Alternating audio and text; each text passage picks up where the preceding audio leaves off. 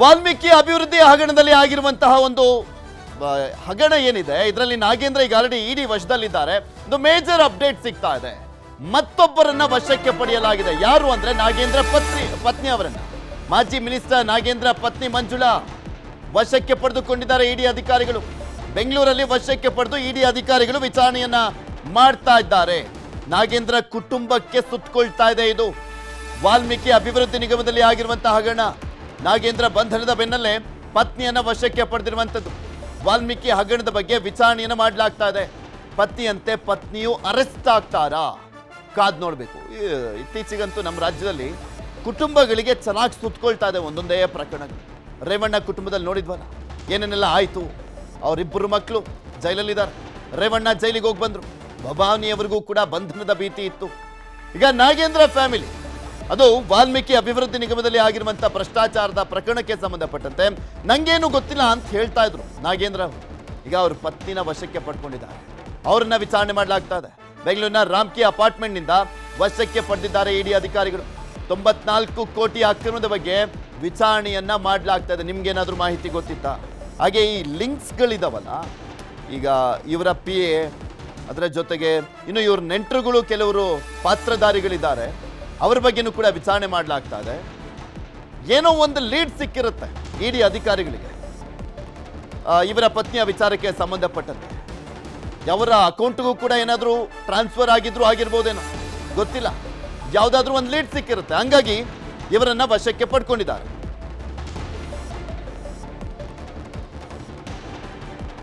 Sir, ನಿಮಗೆ ತೋರಿಸ್ತಾ ಇದ್ವಿ ದೃಶ್ಯಾವಳಿಗಳಲ್ಲಿ. ಎಕ್ಸ್ಕ್ಲೂಸಿವ್ ಆಗಿ ನ್ಯೂಸ್ 18ನಲ್ಲಿ ನಾವು ಈ ದೃಶ್ಯಾವಳಿ ತೋರಿಸ್ತಾ ಇದ್ವಿ. ನಾಗೇಂದ್ರ ಪತ್ನಿ ಅವರನ್ನ ಇಡಿ ಅಧಿಕಾರಿಗಳು ವಶಕ್ಕೆ ಪಡೆದು ಕರ್ಕೊಂಡು ಹೋಗ್ತಾ ಇರುವಂತ ದೃಶ್ಯಾವಳಿ. ಇಡಿ ಆಫೀಸ್ ಶಾಂತಿನಗರದಲ್ಲಿದೆ. ಅಲ್ಲಿ ಕರ್ಕೊಂಡು ಹೋಗ್ತಾ ಇದ್ದಾರೆ ಮಂಜುಳಾ ಅವರನ್ನು, ನಾಗೇಂದ್ರ ಅವರ ಪತ್ನಿ ಅವರನ್ನು. ಬಗ್ಗೆ ಇನ್ನಷ್ಟು ಮಾಹಿತಿಯನ್ನು ಕೊಡ್ತಾ ಹೋಗ್ತಾರೆ ನಮ್ಮ ಪ್ರತಿನಿಧಿ ಮಂಜುನಾಥ್. ನಮ್ಮ ಜೊತೆ ದೂರವಾಣಿ ಸಂಪರ್ಕದಲ್ಲಿ ಜಾಯ್ನ್ ಆಗ್ತಾ ಇದ್ದಾರೆ. ಮಂಜು, ನಾಗೇಂದ್ರ ಪತ್ನಿ ಮಂಜುಳಾ ಅವರನ್ನ ವಶಕ್ಕೆ ಪಡೆದುಕೊಂಡಿದ್ದಾರೆ. ಏನ್ ಲೀಡ್ ಸಿಕ್ಕಿದೆ ಮಂಜುಳಾ ಅವರನ್ನ ವಶಕ್ಕೆ ಪಡೆಯುವಂತ ನಿಟ್ಟಿನಲ್ಲಿ ಈ ಪ್ರಕರಣದಲ್ಲಿ? ಪೃಥ್ವಿ, ವಾಲ್ಮೀಕಿ ನಿಗಮದಲ್ಲಿ ನಡೆದಂತಹ ಅವ್ಯವಹಾರ ಪ್ರಕರಣಕ್ಕೆ ಸಂಬಂಧಪಟ್ಟಂತೆ ಇಡಿ ಅಧಿಕಾರಿಗಳು ಮಾಜಿ ಸಚಿವ ನಾಗೇಂದ್ರ ಅವರನ್ನ ಅರೆಸ್ಟ್ ಮಾಡಿಕೊಂಡು ವಿಚಾರಣೆ ಕೂಡ ಮಾಡ್ತಿದ್ರು. ಕಳೆದ 4-5 ದಿನಗಳಿಂದಲೂ ಕೂಡ ವಿಚಾರಣೆ ಮಾಡಿದಂತ ಸಂದರ್ಭದಲ್ಲಿ ನಾಗೇಂದ್ರ ಈ ಒಂದು ಹಗರಣಕ್ಕೂ ನನಗೂ ಯಾವುದೇ ರೀತಿಯಂತ ಸಂಬಂಧ ಇಲ್ಲ ಅನ್ನುವಂತ ಒಂದು ಪ್ರಶ್ನೆಗಳನ್ನ ಹೇಳ್ತಾ ಇದ್ರು. ಜೊತೆಗೆ ಒಂದಷ್ಟು ಅವರ PAಗಳನ್ನ ಕರೆಸಿ ವಿಚಾರಣೆ ಮಾಡಿದಂತಹ ಸಂದರ್ಭದಲ್ಲಿಯೂ ಕೂಡ ಅಷ್ಟೇ ನಾಗೇಂದ್ರ ಅವರ ಪತ್ನಿಯ ಬಗ್ಗೆ ಕೂಡ ಒಂದಷ್ಟು ಅನುಮಾನಗಳು ಮೂಡಿತ್ತು. ಯಾಕಂದ್ರೆ ಒಂದಷ್ಟು ಹಣಕಾಸಿನ ವ್ಯವಹಾರ ಆಗಿರ್ಬೋದು, ಹಣಕಾಸನ್ನ ವರ್ಗಾವಣೆ ಮಾಡಿರುವಂತದ್ದಾಗಿರ್ಬೋದು, ಇದರ ಪ್ರಕರಣಕ್ಕೆ ಸಂಬಂಧಪಟ್ಟಂತೆ ನಾಗೇಂದ್ರ ಅವರ ಪತ್ನಿಯ ಇನ್ವಾಲ್ವ್ಮೆಂಟ್ ಇರುವಂತದ್ರ ಬಗ್ಗೆ ಕೂಡ ಅಷ್ಟೇ ಇಡಿ ಅಧಿಕಾರಿಗಳ ಪ್ರಾಥಮಿಕ ತನಿಖೆ ವೇಳೆಯಲ್ಲಿ ಬಯಲಾಗಿತ್ತು. ಈ ಒಂದು ಕಾರಣಕ್ಕೋಸ್ಕರ ಇವತ್ತು ನಾಗೇಂದ್ರ ಪತ್ನಿ ಮಂಜುಳಾ ಅವರನ್ನ BL ರಸ್ತೆಯಲ್ಲಿರುವಂತಹ ತಮ್ಮದೇ ಅಪಾರ್ಟ್ಮೆಂಟ್ಗೆ ಇಡಿ ಅಧಿಕಾರಿಗಳು ಕೂಡ ಹೋಗ್ತಾರೆ. ಬೆಳಿಗ್ಗೆ ಇಡಿ ಅಧಿಕಾರಿಗಳು ಹೋಗಿ ಅವರನ್ನ ಮನೆಯಲ್ಲೇ ಪರಿಶೀಲನೆ ಮಾಡೋದ್ರ ಜೊತೆಗೆ ಅವರನ್ನ ಮನೆಯಲ್ಲೇ ವಿಚಾರಣೆಗೆ ಕೂಡ ಒಳಪಡಿಸಿದ್ರು. ಇಬ್ಬರು CRPF ಯೋಧರನ್ನು ಕೂಡ ಅಷ್ಟೇ ಕರ್ಕೊಂಡೋಗಿ ಬಿಗಿ ಪೊಲೀಸ್ ಬಂದೋಬಸ್ತ್ನೊಂದಿಗೆ ಅವರನ್ನ ವಿಚಾರಣೆ ಕೂಡ ಒಳಪಡಿಸಿದ್ರು. ಸುಮಾರು 1.5 ಗಂಟೆಗಳ ಕಾಲ ಅವರನ್ನ ಅವರದೇ ಆದ ಅಪಾರ್ಟ್ಮೆಂಟ್ ನಲ್ಲಿ ಎನ್ಕ್ವೈರಿಯನ್ನ ಮಾಡ್ತಾರೆ. ಎನ್ಕ್ವೈರಿ ಟೈಮ್ ನಲ್ಲಿ ಈ ಒಂದು ಹಗರಣಕ್ಕೂ ನನಗೂ ಕೂಡ ಸಂಬಂಧ ಇಲ್ಲ ಅನ್ನುವಂಥದ್ದನ್ನು ಕೂಡ, ಅಂದ್ರೆ ತನಿಖಾಧಿಕಾರಿಗಳ ಪ್ರಶ್ನೆಗಳಿಗೆ ಸರಿಯಾದ ರೀತಿಯಲ್ಲಿ ಸಹಕಾರವನ್ನು ಅವರು ಕೊಡ್ಲಿಲ್ಲ ಅನ್ನುವಂತ ಒಂದು ಕಾರಣಕ್ಕೋಸ್ಕರ ಸದ್ಯಕ್ಕೆ ಮಂಜುಳಾ ಅವರನ್ನ ಇಡಿ ಅಧಿಕಾರಿಗಳು ವಶಕ್ಕೆ ಪಡೆದಿದ್ದಾರೆ. ವಶಕ್ಕೆ ಪಡೆದವರೀಗ ನೇರವಾಗಿ ಶಾಂತಿನಗರದಲ್ಲಿರುವಂತಹ ಇಡಿ ಕಚೇರಿಗೆ ಕರ್ಕೊಂಡು ಬರ್ತಿದ್ದಾರೆ. ಬಹುತೇಕ ಇಡಿ ಕಚೇರಿಗೆ ಕರ್ಕೊಂಡು ಬಂದು ಈಗಾಗಲೇ ಏನು ಪ್ರಾಥಮಿಕ ತನಿಖೆ ಸಂದರ್ಭದಲ್ಲಿ ಏನೆಲ್ಲ ದಾಖಲಾತಿಗಳು ಸಿಕ್ಕಿತ್ತು, ಜೊತೆಗೆ ನಾಗೇಂದ್ರ PAಗಳನ್ನು ಕೂಡ ಅಷ್ಟೇ ಸತತವಾಗಿ 3 ದಿನಗಳಿಂದ ನಿರಂತರವಾಗಿ ವಿಚಾರಣೆಗೆ ಒಳಪಡಿಸಿದ್ರು. ನಾಗೇಂದ್ರ PA ದೇವೇಂದ್ರಪ್ಪ ಆಗಿರ್ಬೋದು, ಹರೀಶ್ ಆಗಿರ್ಬೋದು, ಉಳಿದಂತ ಆತನ ಪರ್ಸನಲ್ PAಗಳನ್ನು ಕೂಡ ಅಷ್ಟೇ ಕರೆಸಿ ವಿಚಾರಣೆಗೆ ಒಳಪಡಿಸಿದ್ರು. ಆ ಒಂದು ಸಂದರ್ಭದಲ್ಲಿ ಇವರು ಮಂಜುಳಾ ಅವರ ಹೆಸರನ್ನ ಉಲ್ಲೇಖವನ್ನ ಮಾಡಿದ್ರು. ಜೊತೆಗೆ ಈ ಒಂದು ಹಗರಣದಲ್ಲಿರುವಂತಹ ಒಂದಷ್ಟು ಹಣವನ್ನ ಮಂಜುಳಾ ಅವರು ಹೇಳಿದಂತೆ ಒಂದಷ್ಟು ಬೇರೆ ಬೇರೆ ಕಡೆಗಳಲ್ಲಿ ವರ್ಗಾವಣೆ ಆಗಿದೆ ಅನ್ನುವಂಥದ್ರ ಬಗ್ಗೆ ಕೂಡ ಅಷ್ಟೇ ಈಗಾಗಲೇ ಮೇಲ್ನೋಟಕ್ಕೆ ಒಂದಷ್ಟು ದಾಖಲಾತಿಗಳು ಸಿಕ್ಕಿತ್ತು. ಈ ಒಂದು ಬೇಸ್ ಮೇಲೆ ಸದ್ಯಕ್ಕೆ ಮಂಜುಳಾ ಅವರನ್ನ ಎನ್ಕ್ವೈರಿ ಮಾಡಕ್ ಹೋಗಿದ್ರು. ಆದ್ರೆ ಎಲ್ಲೋ ಒಂದ್ ರೀತಿ ಅವರು ಪ್ರಕರಣಕ್ಕೂ ನನಗೂ ಸಂಬಂಧ ಇಲ್ಲ, ನನಗೂ ಈ ಒಂದು ಕೇಸ್ ಇನ್ವಾಲ್ವ್ಮೆಂಟ್ ಇಲ್ಲ ಅಂತ ತನಿಖಾಧಿಕಾರಿ ಪ್ರಶ್ನೆಗೆ ಸರಿಯಾಗಿ ಉತ್ತರ ಕೊಡದ ಹಿನ್ನೆಲೆಯಲ್ಲಿ ಈಗ ಅವರನ್ನ ವಶಕ್ಕೆ ಪಡೆದು ಶಾಂತಿನಗರದ ಇಡಿ ಕಚೇರಿ ಕರ್ಕೊಂಡು ಬರ್ತಿದ್ದಾರೆ. ಪೃಥ್ವಿ, ಮತ್ತೊಂದ್ ಕಡೆ ಈ PAಗಳನ್ನ ನಿರಂತರವಾಗಿ ವಿಚಾರಣೆ ಮಾಡ್ಲಾಗ್ತಾ ಇತ್ತಲ್ಲ, ಈ ಸಂದರ್ಭದಲ್ಲಿ ಇವರ ಹೆಂಡತಿಗೂ ಕೂಡ ಮಾಹಿತಿ ಏನಾದರೂ ಗೊತ್ತು ಅನ್ನುವಂಥ ರೀಸನ್ ಏನಾದರೂ ಬಂದಿರ್ಬೋದಾ, ಅಥವಾ ಇವ್ರ ಅಕೌಂಟಿಗೂ ಕೂಡ ಯಾವುದ್ಯಾವುದೋ ಮೂಲೆಯಿಂದ ಏನಾದರೂ ಫೈನಲಿ ಬಂದು ತಲುಪಿದೆಯಾ ಹಣ ಅಂತ ವಾಲ್ಮೀಕಿ ಅಭಿವೃದ್ಧಿ ನಿಗಮದ್ದು? ಪೃಥ್ವಿ, ಇಡಿ ಅಧಿಕಾರಿಗಳ ಪ್ರೈಮರಿ ಇನ್ವೆಸ್ಟಿಗೇಷನ್ ಗೊತ್ತಾಗಿರುವಂತದ್ದು ಏನಂತಂದ್ರೆ, ಈಗ ಬೆಂಗಳೂರಿನ MG ರಸ್ತೆ ಬ್ರಾಂಚ್ ನಿಂದ ಹೈದರಾಬಾದ್ನ ಸುಮಾರು 18 ಅಕೌಂಟ್ಗಳಿಗೆ ಹಣ ವರ್ಗಾವಣೆ ಆಗಿದೆ. ಒಟ್ಟು 94.7 ಕೋಟಿಯಷ್ಟು ಹಣ. ನಂತರ ಅದು ಬೇರೆ ಬೇರೆ ಸುಮಾರು 192 ಅಕೌಂಟ್ಗಳಿಗೆ ಹಣ ಹೋಗಿ ಅಲ್ಲಿಂದ ಬ್ಲಾಕ್ ಮನಿ ರೂಪದಲ್ಲಿ ವಾಪಸ್ ಬಂದಿದೆ ಅನ್ನುವಂಥದ್ದು ಕೂಡ ಈಗಾಗಲೇ ತನಿಖೆ ಸಂದರ್ಭದಲ್ಲಿ ಗೊತ್ತಾಗಿದೆ.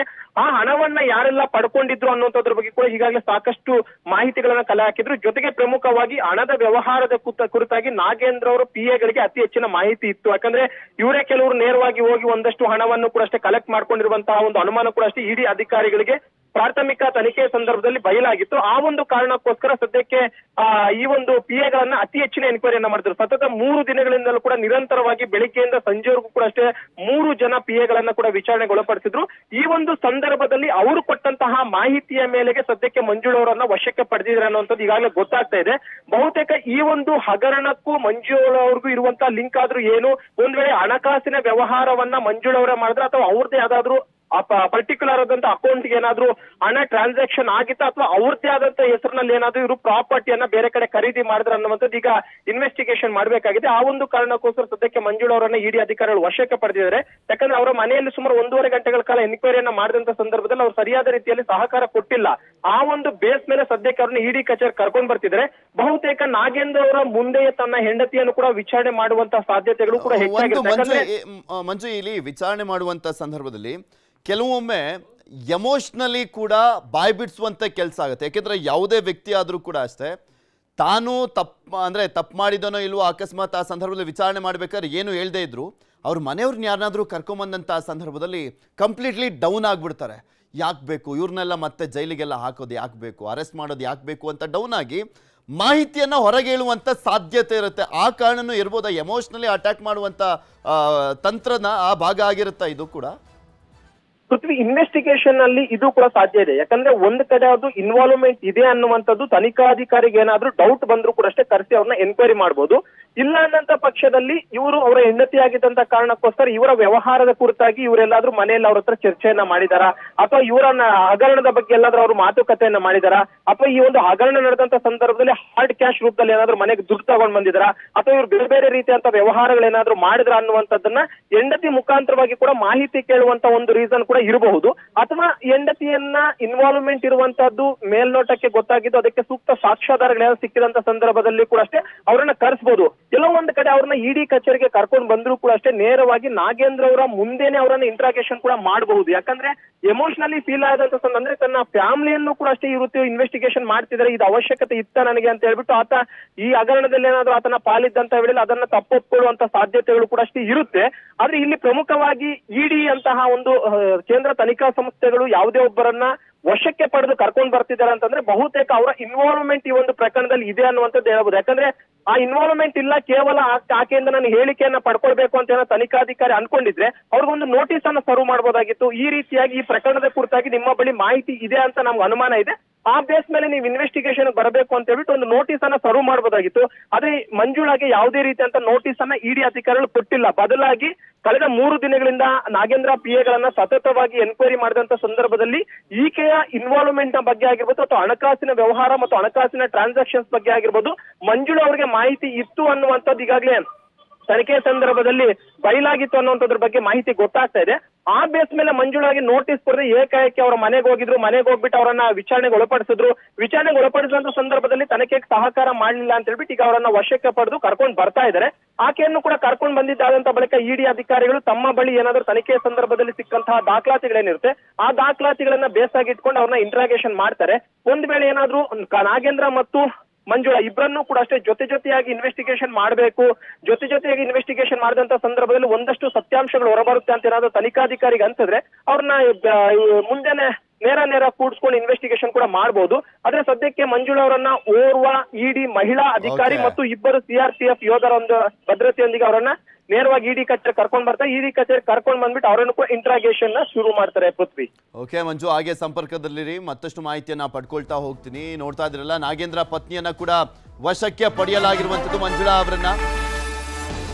ಮಾಜಿ ಮಿನಿಸ್ಟರ್ ನಾಗೇಂದ್ರ ಪತ್ನಿ ಇಡಿ ವಶಕ್ಕೆ ಶಾಂತಿನಗರದ ಇಡಿ ಕಚೇರಿಗೆ ಕರ್ಕೊಂಡು ಹೋಗ್ಲಾಗ್ತಾ ಇದೆ. ಪತ್ನಿ ಮಂಜುಳಾರಿಂದ ಅಕ್ರಮ ಆಗಿದೆಯಾ ಅನ್ನುವಂಥ ಪ್ರಶ್ನೆ ಇದೆ. ಪತ್ನಿ ಬ್ಯಾಂಕ್ ಅಕೌಂಟ್ ಬಗ್ಗೆ ಮಾಹಿತಿ ಏನಾದರೂ ಸಿಕ್ಕಿದೆಯಾ? ಬಿಕಾಸ್ ಇಲ್ಲಿ ಇಡಿ ಅಧಿಕಾರಿಗಳು ಯಾವುದೇ ಲೀಡ್ ಇಲ್ಲದೆ ಯಾರನ್ನೇ ಬಂಧಿಸುವಂಥ ಸಂದರ್ಭದಲ್ಲಿ, ವಿಚಾರಣೆ ಮಾಡುವಂಥ ಸಂದರ್ಭದಲ್ಲಿ, ವಶಕ್ಕೆ ಪಡೆಯುವಂಥ ಸಂದರ್ಭದಲ್ಲಿ ಸುಮ್ಮನೆ ಹೋಗೋದಿಲ್ಲ. ಯಾವುದಾದ್ರೂ ಲೀಡ್ ಸಿಕ್ಕಿದೆಯಾ? ಪತ್ನಿ ಮಂಜುಳಾ ಅಕೌಂಟ್ಗೆ ಹಣ ಬಂದಿತ್ತಾ? ಅಕ್ರಮವಾಗಿ ಪತ್ನಿ ಅಕೌಂಟ್ಗೆ ಹಣ ಟ್ರಾನ್ಸ್ಫರ್ ಮಾಡಿಸಲಾಗಿತ್ತಾ? ಅಕ್ರಮವಾಗಿ ಮಾಡಿಸಿದ್ರ ನಾಗೇಂದ್ರ ಅವರು? ಬೇನಾಮಿ ಅಕೌಂಟ್ ಮಾಡಿಕೊಂಡು ಹಣವನ್ನ ವರ್ಗಾವಣೆ ಮಾಡಿಕೊಳ್ಳಲಾಗಿತ್ತ? ಇದಕ್ಕೆ ಉತ್ತರ ಸಿಗಬೇಕಾಗಿದೆ. ವಿಚಾರಣೆಯನ್ನ ಮಾಡಲಾಗ್ತಾ ಇದೆ ಈ ವಿಚಾರದ ಬಗ್ಗೆ. ಇವರ ಪಾತ್ರ ಯಾವ ರೀತಿಯಾಗಿತ್ತು? ಅಭಿವೃದ್ಧಿ ನಿಗಮದಲ್ಲಿ, ವಾಲ್ಮೀಕಿ ಅಭಿವೃದ್ಧಿ ನಿಗಮದಲ್ಲಿ ಆಗಿರುವಂತಹ 94,73,00,000 ಭ್ರಷ್ಟಾಚಾರದ ಹಣ ಇದೆಯಲ್ಲ, ಯಾರ್ಯಾರು ತಿಂದು ನೀರು ಕುಡಿದಿದ್ದಾರೆ, ಯಾರ್ಯಾರ ಪಾಲ್ ಎಷ್ಟಿದೆ, ಯಾರ್ಯಾರ ಪಾತ್ರ ಯಾವ ರೀತಿಯಾಗಿದೆ, ಪಿನ್ ಟು ಪಿನ್ ಮಾಹಿತಿ ಕಲೆಕ್ಟ್ ಮಾಡ್ತಾ ಇದ್ದಾರೆ ಜಾರಿ ನಿರ್ದೇಶನಾಲಯದ ಅಧಿಕಾರಿಗಳು. ಅವ್ರು ಒಂದ್ಸಲಿ ಇಡಿ ಅಧಿಕಾರಿಗಳು ಎಂಟ್ರಿ ಆದ್ರೆ ಮುಗೀತು. ಆ ಪ್ರಕರಣವನ್ನ ತಾರ್ಕಿಕ ಅಂತ್ಯಕ್ಕೆ ತೆಗೆದುಕೊಂಡು ಹೋಗುವವರೆಗೂ ಬಿಡೋಲ್ಲ ಅವರು. ಈ ಪ್ರಕರಣದಲ್ಲಿ ನೋಡೋಣ ಇನ್ನು ಏನೇನಾಗುತ್ತೆ ಅಂತ. ಈಗ ನಾಗೇಂದ್ರ ಈಗ ಆಲ್ರೆಡಿ ಅರೆಸ್ಟ್ ಆಗಿದ್ದಾಯ್ತು. ಈಗ ಅವರ ಪತ್ನಿಯನ್ನ ಕರ್ಕೊಂಡು ಬರಲಾಗ್ತಾ ಇದೆ. ಇದು ಎಮೋಷನಲ್ಲಿನೂ ಕೂಡ ನಾಗೇಂದ್ರ ಅವರನ್ನ ಕುಗ್ಗಿಸೋದ್ರಲ್ಲಿ ನೋ ಡೌಟ್. ಅಕಸ್ಮಾತ್ ಇಷ್ಟು ದಿನ ವಿಚಾರಣೆ ಮಾಡ್ಬೇಕಾದ್ರೆ ನಂಗೇನು ಗೊತ್ತಿಲ್ಲ, ನಾನೇನು ಮಾಡಿಲ್ಲ ಅಂತ ಸ್ಟ್ಯಾಂಡರ್ಡ್ ಡೈಲಾಗ್ ಹೊಡಿತಾ ಇದ್ರೆ, ಹೆಂಡ್ತಿನ ಮುಂದೆ ಹೋಗಿ ಕೂರಿಸಿದ್ರೆ ಎಮೋಷ್ನಲಿ ಡ್ಯಾಮೇಜ್. ನನ್ನ ಹೆಂಡ್ತಿನ ಕರ್ಕೊಂಬಂದ್ಬಿಟ್ರಾ, ಹಂಗಾರೆ ಸಿಕ್ಕಾಕೊಂಡ್ಬಿಡ್ತೀವ, ಅವಳನ್ನ ಯಾಕೆ ಇಲ್ಲಿ ಕರ್ಕೊಂಬಂದ್ಬಿಟ್ರು, ಬೇಡ ಹೇಳ್ಬಿಡೋಣ ಅತ್ಲಾಗ ನಿಜಾನಾ, ಏನಾಯ್ತು ಅಂತ ಏನಾದರೂ ಆಗುತ್ತಾ ಆ ರೀತಿಯಾಗಿ? ಅಥವಾ ಇವ್ರ ಪಾತ್ರ ನಿಜಕ್ಕೂ ಇದೆಯಾ?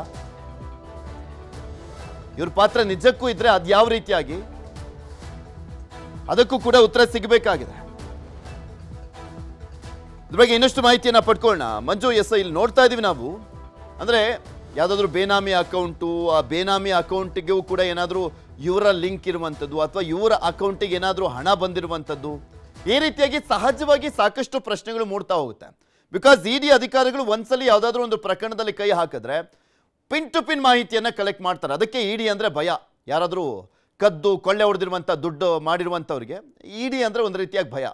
ಸೊ ಈ ವಿಚಾರದಲ್ಲಿ ನಾವು ನೋಡೋದಾದ್ರೆ ಮಂಜುಳಾ ಅವರ ರೀಸನ್ಸ್ಗಳನ್ನು ನೋಡ್ತಾ ಹೋಗೋದಾದ್ರೆ, ವಿಚಾರಣೆಯ ಸಂದರ್ಭದಲ್ಲಿ, ವಶಕ್ಕೆ ಪಡೆದಿರುವಂಥ ಸಂದರ್ಭದಲ್ಲಿ ಅದನ್ನ ಹೇಳ್ತಾ ಹೋಗೋದಾದ್ರೆ, ಖಂಡಿತವಾಗ್ಲೂ ಪೃಥ್ವಿ ನೀವು ಹೇಳ್ದಂಗೆ ಇಡಿ ಅಧಿಕಾರಿಗಳು ಇನ್ವೆಸ್ಟಿಗೇಷನ್ ಮಾಡುವಂತದ್ದು ಹವಾಲಾ ರೂಪದಲ್ಲಿ ಏನಾದ್ರೂ ಹಣ ವರ್ಗಾವಣೆ ಆಗಿದ್ರೆ ಅಥವಾ ಅಕ್ರಮವಾಗಿ ಹಣ ಏನಾದ್ರೂ ಬೇರೆ ಬೇರೆ ಕಡೆಗಳಲ್ಲಿ ವರ್ಗಾವಣೆ ಆಗಿದ್ರೆ ಆ ಒಂದು ಪ್ರಕರಣದ ಇನ್ವೆಸ್ಟಿಗೇಷನ್ ಅನ್ನು ಮಾಡ್ತಾರೆ. ಈಗಲೂ ಕೂಡ ಅಷ್ಟೇ, ಈ ಒಂದು ವಾಲ್ಮೀಕಿ ನಿಗಮದಲ್ಲಿ ನಡೆದಂತಹ ಒಂದು ಅವ್ಯವಹಾರ ಪ್ರಕರಣ ಇತ್ತು. ಈ ಒಂದು ಹಗರಣದಲ್ಲಿ ಸುಮಾರು 94 ಕೋಟಿಯಷ್ಟು ಹಣ ಬೇರೆ ಬೇರೆ ಅಕೌಂಟ್ಗಳಿಗೆ ಹವಾಲಾ ರೂಪದಲ್ಲಿ ಹಣ ಹೋಗಿದೆ ಅನ್ನುವಂಥದ್ದು ಕೂಡ ಈಗಾಗಲೇ ಪೊಲೀಸರ ಒಂದು ಪ್ರಾಥಮಿಕ ತನಿಖೆಯಲ್ಲಿ ಬಯಲಾಗಿತ್ತು. ಅದೇ ಒಂದು ಬೇಸ್ ಮೇಲೆ ಇಡಿ ಅವರು ಕೂಡ ಇನ್ವೆಸ್ಟಿಗೇಷನ್ ಮಾಡ್ತಿದ್ರು. ಇದೇ ಒಂದು ರೀಸನ್ಗೋಸ್ಕರ ನಾಗೇಂದ್ರನ್ನ ಅರೆಸ್ಟ್ ಮಾಡ್ಕೊಂಡ್ರು. ಯಾಕಂದ್ರೆ ನಾಗೇಂದ್ರ ಅವರು ಅದರಲ್ಲಿ ಮಿನಿಸ್ಟರ್ ಆಗಿದ್ದಂತ ಕಾರಣಕ್ಕೋಸ್ಕರ ಯಾವುದೇ ಒಂದು ಹಣ ಇಷ್ಟೊಂದು ದೊಡ್ಡ ಮಟ್ಟದಲ್ಲಿ ವರ್ಗಾವಣೆ ಆಗ್ಬೇಕಾದ್ರೂ ಕೂಡ ಅಷ್ಟೇ ಅವ್ರಿಗೆ ಇಂಟಿಮೇಟ್ ಮಾಡದೆ ಯಾರು ಕೂಡ ವರ್ಗಾವಣೆ ಮಾಡಿಲ್ಲ. ಇವ್ರದ್ದು ಕೂಡ ಇನ್ವಾಲ್ವ್ಮೆಂಟ್ ಇರುವಂತ ಕಾರಣಕ್ಕೋಸ್ಕರ ಇಷ್ಟೊಂದು ದೊಡ್ಡ ಮಟ್ಟದಲ್ಲಿ ಹಣ ವರ್ಗಾವಣೆ ಆಗಿದೆ ಅಂತ ಹೇಳಿ ನಾಗೇಂದ್ರನ್ನ ಅರೆಸ್ಟ್ ಮಾಡ್ಕೊಂಡಿದ್ರು. ಈಗ ಮಂಜುಳಾ ಅವರನ್ನ ವಶಕ್ಕೆ ಪಡೆದು ಕರ್ತಂತ ಉದ್ದೇಶ ಏನು ಅಂತಂದ್ರೆ, ಬಹುತೇಕ ಈ ಹವಾಲಾ ರೂಪದಲ್ಲಿ ಬಂದಂತಹ ಹಣವನ್ನ ಅವರು ಸ್ವೀಕರಿಸಿರುವಂತಹ ಸಾಧ್ಯತೆಗಳು ಕೂಡ ಹೆಚ್ಚಾಗಿದೆ. ಅಥವಾ ಅವರು ಕೂಡ ಅಷ್ಟೇ ಬೇರೆ ಬೇರೆ ಏನಾದ್ರೂ ಅವ್ರ ಹೆಸರಿನಲ್ಲಿ ಒಂದಷ್ಟು ಬಿಸ್ನೆಸ್ ಏನಾದ್ರೂ ರನ್ ಆಗ್ತಿದ್ರೆ ಆ ಒಂದು ಬಿಸ್ನೆಸ್ಗೆ ಈ ಒಂದು ಹಣವನ್ನ ಇನ್ವೆಸ್ಟ್ ಮಾಡಿರುವಂತಹ ಒಂದು ಸಾಧ್ಯತೆಗಳು ಕೂಡ ಅಷ್ಟೇ ಕಂಡು ಬರುತ್ತೆ. ಯಾಕಂದ್ರೆ ಈ ಹವಾಲಾ ರೂಪದಲ್ಲಿ ಹಣ ಆಗಿರ್ಬೋದು, ಅಕ್ರಮವಾಗಿ ಹಣ ವರ್ಗಾವಣೆ ಆಗಿರುವಂತದ್ದು, ಇದ್ರ ಬೇಸ್ ಮೇಲೆ ಇನ್ವೆಸ್ಟಿಗೇಷನ್ ಮಾಡ್ತಿರೋದ್ರಿಂದ ಈ ಎರಡರಲ್ಲಿ ಏನಾದ್ರೂ ಒಂದು ರೀಸನ್ ಇರುತ್ತೆ. ಅದರಲ್ಲಿ ಇನ್ವಾಲ್ವ್ಮೆಂಟ್ ಮಂಜುಳಾ ಅವ್ರದ್ದು ನೇರವಾಗಾದ್ರೂ ಇರ್ಬೋದು ಅಥವಾ ಇಂಡೈರೆಕ್ಟ್ ಆಗು ಕೂಡ ಅಷ್ಟೇ ಅವರ ಇನ್ವಾಲ್ವ್ಮೆಂಟ್ ಇರಬಹುದು ಅನ್ನುವಂತ ಒಂದು ಶಂಕೆ ಅಥವಾ ಅದಕ್ಕೆ ಪೂರಕವಾದಂತಹ ಸಾಕ್ಷ್ಯಾಧಾರಗಳು ಇಡಿ ಅಧಿಕಾರಿಗಳಿಗೆ ತನಿಖೆಯ ಸಂದರ್ಭದಲ್ಲಿ ಸಿಕ್ಕಿರುತ್ತೆ. ಅದೇ ಒಂದು ಕಾರಣಕ್ಕೋಸ್ಕರ ಮಂಜುಳಾ ಅವರನ್ನ ವಶಕ್ಕೆ ಪಡೆದಿರುವಂತದ್ದು. ಯಾಕಂದ್ರೆ ಯಾವುದೇ ಒಬ್ಬ ಆರೋಪಿ ಮೇಲೆ ನಾವು ಇನ್ವೆಸ್ಟಿಗೇಷನ್ ಅವಶ್ಯಕತೆ ಇದೆ, ಮಾಹಿತಿಯನ್ನ ಪಡ್ಕೊಳ್ಬೇಕು ಅಂದ್ರೆ ನೋಟಿಸ್ ಅನ್ನ ಸರ್ವ್ ಮಾಡ್ತಾರೆ. ಆದ್ರೆ ಇಲ್ಲಿ ಇಡಿ ಅಧಿಕಾರಿಗಳು ಮಂಜುಳಾಗೆ ಯಾವುದೇ ರೀತಿಯಂತ ನೋಟಿಸ್ ಅನ್ನ ಸರ್ವ್ ಮಾಡಲಿಲ್ಲ. ಬದಲಾಗಿ ನೇರವಾಗಿ ಅವ್ರು ಎಲ್ಲಿದ್ದಾರೆ ಅಂತ ಮಾಹಿತಿಯನ್ನ ಪಡ್ಕೊಂಡ್ರು. ಮಾಹಿತಿ ಪಡ್ಕೊಂಡು ನೇರವಾಗಿ ಅವರಿದ್ದಂತ ಅಪಾರ್ಟ್ಮೆಂಟ್ಗೆ ಹೋಗ್ತಾರೆ. ಅಪಾರ್ಟ್ಮೆಂಟ್ಗೆ ಹೋಗಿ ಅವರನ್ನ ಎನ್ಕ್ವೈರಿಗೆ ಒಳಪಡಿಸ್ತಾರೆ. ಎನ್ಕ್ವೈರಿಗೆ ಒಳಪಡಿಸಿದಾದಂತಹ ಬಳಿಕ ಈಗ ಅವರನ್ನ ನೇರವಾಗಿ ವಶಕ್ಕೆ ಪಡೆದು ಕರ್ಕೊಂಡು ಬರ್ತಾ ಇದ್ದಾರೆ. ವಶಕ್ಕೆ ಪಡೆದಿರುವಂತಹ ಉದ್ದೇಶವನ್ನ ನೋಡ್ತಿದ್ರೆ ಬಹುತೇಕ ದೊಡ್ಡ ಮಟ್ಟದಲ್ಲಿ ಈ ಒಂದು ಹಗರಣಕ್ಕೂ ಅವ್ರಿಗೂ ಏನೋ ಲಿಂಕ್ ಇರುವಂತಹ ಸಾಧ್ಯತೆ ಇದೆ. ಅಥವಾ ಯಾವ್ದಾದ್ರು ಒಂದಷ್ಟು ಸಾಕ್ಷ್ಯಾಧಾರಗಳು ಸಿಕ್ಕಿರ್ಬೋದು ಅಥವಾ ಆ ಒಂದು ಬೇರೆಯವರ ಒಂದು ಸ್ಟೇಟ್ಮೆಂಟ್ ನ ಆಧಾರವಾಗಿ ಕೂಡ ಅಷ್ಟೇ ಅವರನ್ನ ವಶಕ್ಕೆ ಪಡೆದಿರುವಂತಹ ಸಾಧ್ಯತೆಯಲ್ಲಿ ದಟ್ಟವಾಗಿ ಕಂಡು ಬರ್ತಿದೆ. ಸದ್ಯಕ್ಕಿರುವಂತಹ ಮಾಹಿತಿಯ ಪ್ರಕಾರವಾಗಿ ನಾಗೇಂದ್ರ ಅವರ ಪಿಎಗಳನ್ನ ಸತತ ವಿಚಾರಣೆ ಮಾಡಿದಂತ ಸಂದರ್ಭದಲ್ಲಿ ಮಂಜುಳಾ ಅವರ ಬಗ್ಗೆ ಒಂದಷ್ಟು ಮಾಹಿತಿಯನ್ನ ಹೊರಗಡೆ ಹಾಕಿದ್ರು. ಆ ಒಂದು ಅವ್ರು ಹೇಳಿರುವಂತಹ ಮಾಹಿತಿ ಮತ್ತು ಈಗಾಗಲೇ ಇಡಿ ಅಧಿಕಾರಿಗಳು ಕಲೆಕ್ಟ್ ಮಾಡ್ಕೊಂಡಿರುವಂತಹ ಒಂದಷ್ಟು ಸಾಕ್ಷ್ಯಾಧಾರಗಳ ಬೇಸ್ ಮೇಲೆ ಅವರನ್ನ ಈಗಾಗಲೇ ಇಡಿ ಅಧಿಕಾರಿಗಳು ವಶಕ್ಕೆ ಕರ್ಕೊಂಡು ಬರ್ತಿದ್ದಾರೆ. ಅವರನ್ನ ಕರ್ಕೊಂಡು ಬಂದ್ಬಿಟ್ಟು ಯಾವ ಬೇಸ್ ಮೇಲೆ ಮತ್ತು ಯಾವ ಒಂದು ಆಧಾರಗಳನ್ನ ಅವ್ರು ಮುಂದೆ ಇಟ್ಕೊಂಡು ಎನ್ಕ್ವೈರಿ ಮಾಡ್ತಾರೆ ಅನ್ನೋಂಥದ್ದು ಕೂಡ ನೋಡ್ಬೇಕಾಗಿದೆ. ಬಹುತೇಕ ಹಣದ ವರ್ಗಾವಣೆ ಆಗಿರ್ಬೋದು ಅಥವಾ ಬೇರೆ ಬೇರೆ ಉದ್ಯಮಗಳೇನಾದ್ರೂ ಅವ್ರು ನಡೆಸ್ತಿದ್ದು ಆ ಒಂದು ಉದ್ಯಮದಲ್ಲಿ ಈ ಒಂದು ಹವಾಲಾ ರೂಪದಲ್ಲಿ ಬಂದಂತ ಮತ್ತು ವಾಲ್ಮೀಕಿ ನಿಗಮದ ಹಣವನ್ನೇನಾದ್ರೂ ಅವರು ದುರ್ಬಳಕೆ ಮಾಡಿಕೊಂಡು ಮಾಡಿದ್ರೆ ಬಹುತೇಕ ಈ ಒಂದು ಪ್ರಕರಣದಲ್ಲಿ ಮಂಜುಳಾ ಅವರನ್ನ ಅರೆಸ್ಟ್ ಮಾಡುವಂತಹ ಸಾಧ್ಯತೆಗಳು ಕೂಡ ಹೆಚ್ಚಾಗಿದೆ. ಸದ್ಯಕ್ಕೆ ಈಗಾಗಲೇ ವಶಕ್ಕೆ ಪಡೆದಿರುವಂತಹ ಇಡಿ ಅಧಿಕಾರಿಗಳು ಇನ್ನೇನು ಕೆಲವೇ ಕ್ಷಣದಲ್ಲಿ ಅವರನ್ನ ಇಡಿ ಕಚೇರಿಗೆ ಕರ್ಕೊಂಡು ಬಂದು ಇಂಟ್ರಾಗೇಷನ್ ಶುರು ಮಾಡ್ತಾರೆ. ಇಂಟ್ರಾಗೇಷನ್ ಆದಂತಹ ಬಳಿಕ ಇವ್ರ ಇನ್ವಾಲ್ವ್ಮೆಂಟ್ ಇರುವಂತದ್ರ ಬಗ್ಗೆ ಸಾಕ್ಷ್ಯಾಧಾರಗಳು ಈಗಾಗಲೇ ಸಿಕ್ಕಿದ್ರೆ ಬಹುತೇಕ ಅವರನ್ನ ಇವತ್ತೇ ಅರೆಸ್ಟ್ ಮಾಡುವಂತಹ ಸಾಧ್ಯತೆಗಳು ಕೂಡ ಅಷ್ಟೇ ಹೆಚ್ಚಾಗಿರುತ್ತೆ ಪೃಥ್ವಿ. ಈಗ ದದ್ದಲ್ ವಿಚಾರ ಎಲ್ಲಿಗೆ ಬಂತು ಮಂಜು? ಬಿಕಾಸ್ ನಿನ್ನೆನೂ ಕೂಡ 11 ಗಂಟೆಗೆ ವಿಚಾರಣೆ ಕರೆಯಲಾಗಿತ್ತು, ಅದಾದ್ಮೇಲೆ ಹೋಗಿದ್ರು ಅವರು. ಅವ್ರ ವಿಚಾರದಲ್ಲೂ ಕೂಡ ಅಷ್ಟೇ ಜಮೀನ್ ಖರೀದಿ ಇದೆಲ್ಲದ್ರ ಬಗ್ಗೆನೂ ಆರೋಪ ಇದೆ. ಆ ಒಂದು ಭ್ರಷ್ಟಾಚಾರದ ಹಣದಲ್ಲೇ ಖರೀದಿ ಮಾಡಿದ್ದಾರೆ ಅನ್ನುವಂಥ ಆರೋಪಗಳು ಕೂಡ ಎದುರಾಗ್ತಾ ಇರುವಂಥದ್ದು. ಅದೆಲ್ಲಿಗೆ ಬಂದು ತಲುಪ್ತು ಅವ್ರ ವಿಚಾರಣೆ? ಪೃಥ್ವಿ, ನಿನ್ನೆ ಬಸನಗೌಡ ದದ್ದಾಲ್ಗೆ 11 ಗಂಟೆಗೆ ವಿಚಾರಣೆಗೆ ಹಾಜರಾಗಬೇಕು ಅಂತ ಹೇಳ್ಬಿಟ್ಟು ಇಡಿ ಅಧಿಕಾರಿಗಳು ಒಂದು ನೋಟಿಸ್ ಅನ್ನ ಕೊಟ್ಟಿದ್ರು. ಒಂದ್ ರೀತಿ ನಿನ್ನೆನೆ ದದ್ದಾಲರನ್ನು ಕೂಡ ಅರೆಸ್ಟ್ ಮಾಡುವಂತ ಸಾಧ್ಯತೆಗಳು ಹೆಚ್ಚಾಗಿತ್ತು. ಆ ಒಂದು ಸಂದರ್ಭದಲ್ಲಿ ದದ್ದಾಲ್ ವಿಧಾನಸೌಧಕ್ಕೆ ಬಂದಿದ್ದ ಅಂತ ಬಳಿಕ ಅವರು ಸಿಎಂ ಜೊತೆ ಸ್ಪೀಕರ್ ಜೊತೆ ಚರ್ಚೆಯನ್ನ ಮಾಡ್ತಾರೆ. ಇಮಿಡಿಯೇಟ್ ಆಗಿ ನಾನು ತನಿಖೆಗೆ ಹೋಗ್ತಾ ಇದ್ದೀನಿ, ಇನ್ವೆಸ್ಟಿಗೇಷನ್ ಹೋಗ್ತಾ ಇದ್ದೀನಿ ಅಂತ ಹೇಳಂತಹ ದದ್ದಾಲ್ ಇದುವರೆಗೂ ಕೂಡ ಅಷ್ಟೇ ಪತ್ತೆಯಾಗಿಲ್ಲ. ಎಲ್ಲೋ ಒಂದ್ ಕಡೆ ಅವರು ಮೊಬೈಲ್ ಫೋನ್ಗಳನ್ನ ಸ್ವಿಚ್ ಆಫ್ ಮಾಡ್ಕೊಂಡಿದ್ದಾರೆ, ಯಾರ ಸಂಪರ್ಕಕ್ಕೂ ಸಿಗುತ್ತಿಲ್ಲ. ಈ ಬೇಸ್ ಮೇಲೆ ನಿನ್ನೆಯೇ ವಿಚಾರಣೆಗೆ ಹಾಜರಾಗೋಕೆ ಇಡಿ ನೋಟಿಸ್ ಕೊಟ್ಟಿತ್ತು. ಸದ್ಯಕ್ಕೆ ಇಡಿ ಅಧಿಕಾರಿಗಳು ಹೇಳ್ತಾ ಇರುವಂತದ್ದು ದದ್ದಾಲ್ಗೆ ವಿಚಾರಣೆಗೆ ಹಾಜರಾಗಲು ನೋಟಿಸ್ ಅನ್ನ ಕೊಟ್ಟಿದ್ದೀವಿ, ಆದ್ರೆ ನೋಟಿಸ್ಗೆ ಅವರು ಯಾವುದೇ ರೀತಿಯಂತ ರಿಪ್ಲೈ ಅನ್ನು ಕೂಡ ಕೊಟ್ಟಿಲ್ಲ. ಯಾಕಂದ್ರೆ ಒಂದಷ್ಟು ಜನ ಏನಾದ್ರೂ ಅನಾರೋಗ್ಯದ ಸಮಸ್ಯೆಗಳನ್ನ ಕೂಡ ಹೇಳ್ಬೋದು, ಅಥವಾ ನಾನು ಬೇರೆ ಕಡೆ ಇದ್ದೀನಿ, ತನಿಖೆಗೆ ಇಂತಹ ದಿನ ಬರಕ್ಕಾಗೋದಿಲ್ಲ, ಇಂತಹ ದಿನ ನಾನು ಬರ್ತೀನಿ ಅಂತಾನು ಕೂಡ ಈ ರೀತಿ ಅಂತ ಯಾವುದೇ ರೀಸನ್ಸ್ ಕೂಡ ಅಷ್ಟೇ ದದ್ದಾಲ್ ಆಗಿರ್ಬೋದು, ಅವರ ಪರ ವಕೀಲರಾಗಿರ್ಬೋದು, ಇದುವರೆಗೂ ಕೂಡ ಇಡಿ ಕಚೇರಿಗೆ ತಲುಪ್ತಿಲ್ಲ. ಆ ಒಂದು ಬೇಸ್ ಮೇಲೆ ನೋಡ್ತಾ ಇದ್ರೆ ಇಡಿ ಅಧಿಕಾರಿಗಳಲ್ಲಿ ಏನೆಲ್ಲ ಎವಿಡೆನ್ಸಸ್ ಸಿಗುತ್ತೆ, ಏನೆಲ್ಲ ಸಾಕ್ಷ್ಯಾಧಾರಗಳು ತನಿಖೆ ಸಂದರ್ಭದಲ್ಲಿ ಸಿಗುತ್ತೆ, ಅದರ ಬೇಸ್ ಮೇಲೆ ಒಬ್ಬೊಬ್ಬರನ್ನ ಇವರು ಗಾಳ ಹಾಕ್ತಿರುವಂತದ್ದು. ಯಾಕಂದ್ರೆ ಇಲ್ಲಿ ನಾಗೇಂದ್ರನ್ನ ಅರೆಸ್ಟ್ ಮಾಡ್ಕೊಂಡು ಬಂದಂತ ಇನ್ಕ್ವೈರಿ ಮಾಡ್ತಿದ್ದಾರೆ. ನಾಗೇಂದ್ರ ಜೊತೆ ಯಾರೆಲ್ಲಾರು ಕೂಡ ಅಷ್ಟೇ ಸಂಪರ್ಕದಲ್ಲಿದ್ರು, ಈ ಒಂದು ವ್ಯವಹಾರದಲ್ಲಿ ಯಾರ್ದೆಲ್ಲ ಇನ್ವಾಲ್ವ್ಮೆಂಟ್ ಇತ್ತು, ಒಬ್ಬೊಬ್ಬರನ್ನೇ ನೋಟಿಸ್ ಅನ್ನ ಕೊಟ್ಟು ಕರೆಸ್ಕೊಂತಿದ್ದಾರೆ. ಆ ಒಂದು ನೋಟಿಸ್ ಅನ್ನ ಕೊಟ್ಟು ಕರೆಸ್ಕೊಂಡು ಅವರು ಕೊಟ್ಟಂತಹ ಒಂದಷ್ಟು ಹೇಳಿಕೆಗಳ ಮೇಲೆ ಮುಂದಿನ ಒಂದು ಸ್ಟೆಪ್ ಅನ್ನು ಕೂಡ ಈಗಾಗಲೇ ಇಡಿ ಅಧಿಕಾರಿಗಳು ತಗೊಂತಾ ಇರುವಂತದ್ದು. ಅದೇ ರೀತಿಯಲ್ಲಿ ಈಗಾಗಲೇ ಮಂಜುಳ್ ಅವರನ್ನ ವಶಕ್ಕೆ ಪಡೆದಿರುವಂತದ್ದು. ಇವರು ಏನ್ ಸ್ಟೇಟ್ಮೆಂಟ್ ಅನ್ನ ಕೊಡ್ತಾರೆ ಅನ್ನುವಂಥದ್ರ ಮೇಲೆ ಮುಂದಿನ ಬೆಳವಣಿಗೆಗಳು ನಿಂತಿರುತ್ತೆ. ಜೊತೆಗೆ ದದ್ದಾಲ್ನ ಕೂಡ ಈಗಾಗಲೇ ಎಲ್ಲಿದ್ದಾರೆ ಏನು ಅನ್ನುವಂಥದ್ರ ಬಗ್ಗೆ ಮಾಹಿತಿಯನ್ನು ಸಂಗ್ರಹ ಮಾಡುವಂತ ಒಂದು ಕೆಲಸವನ್ನು ಕೂಡ ಇಡಿ ಅಧಿಕಾರಿಗಳು ಮಾಡ್ತಿದ್ರೆ. ಬಹುತೇಕ ನಾಗೇಂದ್ರ ಕಸ್ಟಡಿ ನಾಳೆಗೆ ಎಂಡ್ ಆಗ್ತಾ ಇದೆ. ನಾಳೆ ನಾಗೇಂದ್ರ ಕಸ್ಟಡಿ ಎಂಡ್ ಆಗಿ ಮತ್ತೆ ಏನಾದ್ರೂ ಇವರಿಗೆ ತನಿಖೆಗೆ ಬೇಕಾಗಿದೆ ಅಂದಂತ ಪಕ್ಷದಲ್ಲಿ ಮತ್ತೆ ಅವರನ್ನ ರಿಮ್ಯಾಂಡ್ ಅರ್ಜಿ ಮುಖಾಂತರವಾಗಿ ಕಸ್ಟಡಿಗೆ ಕೇಳ್ತಾರೆ. ಒಂದ್ ವೇಳೆ ನಾಳೆ ನಾಗೇಂದ್ರ ಕಸ್ಟಡಿಗೆ ಬೇಕಾಗಿಲ್ಲ, ನಮ್ಗೆ ಏನೆಲ್ಲ ಸಾಕ್ಷ್ಯಾಧಾರಗಳು ಬೇಕೋ ಅದನ್ನೆಲ್ಲ ಈಗ ಕಲೆಕ್ಟ್ ಮಾಡ್ಕೊಂಡಿದೀವಿ, ಆ ಒಂದು ಕಾರಣಕ್ಕೂ ಜೇಸಿಗೆ ಬಿಡಿ ಅಂದಂತ ಪಕ್ಷದಲ್ಲಿ ಬಹುತೇಕ ನಾಳೆಯಿಂದ ದದ್ದಲ್ನು ಕೂಡ ಅಷ್ಟೇ ನೋಟಿಸ್ ಅನ್ನು ಕೊಡ್ಬೋದು, ಅಥವಾ ಈ ರೀತಿಯಾಗಿ ಇವತ್ತು ಮಂಜುಳಾಗೆ ಹೇಗೆ ವಶಕ್ಕೆ ಪಡೆದು ಕರ್ಕೊಂಡು ಬಂದ್ರೆ ಈ ರೀತಿಯಾಗಿ ನಾಳೆ ದದ್ದಲ್ನು ಕೂಡ ಅಷ್ಟೇ ಕರ್ಕೊಂಡು ಬಂದು ಇಂಟ್ರಾಗೇಷನ್ ಮಾಡುವಂತ ಸಾಧ್ಯತೆಗಳು ಕೂಡ ಅಷ್ಟೇ ಹೆಚ್ಚಾಗಿ ಕಂಡು ಬರ್ತಾ ಇದೆ. ಪೃಥ್ವಿ, ಕನ್ನಡಿಗರ ಮೆಚ್ಚಿನ ನಿಮ್ಮ ನ್ಯೂಸ್ 18 ಕನ್ನಡ ಈಗ ವಾಟ್ಸ್ಆಪ್ನಲ್ಲಿಯೂ ಲಭ್ಯ. ಕರ್ನಾಟಕ ಮತ್ತು ದೇಶ ವಿದೇಶದ 360 ಡಿಗ್ರಿ ಸುದ್ದಿ ವಿವರವನ್ನ ನೀವು ನಿಮ್ಮ ಕೈ ಬೆರಳುಗಳಲ್ಲಿಯೇ ಪಡೆಯೋದಿಕ್ಕೆ ಈ QR ಕೋಡ್ ಅನ್ನ ಸ್ಕ್ಯಾನ್ ಮಾಡಿ. ನಮ್ಮ ಚಾನೆಲ್ ಅನ್ನ ಫಾಲೋ ಮಾಡಿ, ನೋಟಿಫಿಕೇಶನ್ ಆನ್ ಮಾಡಿ.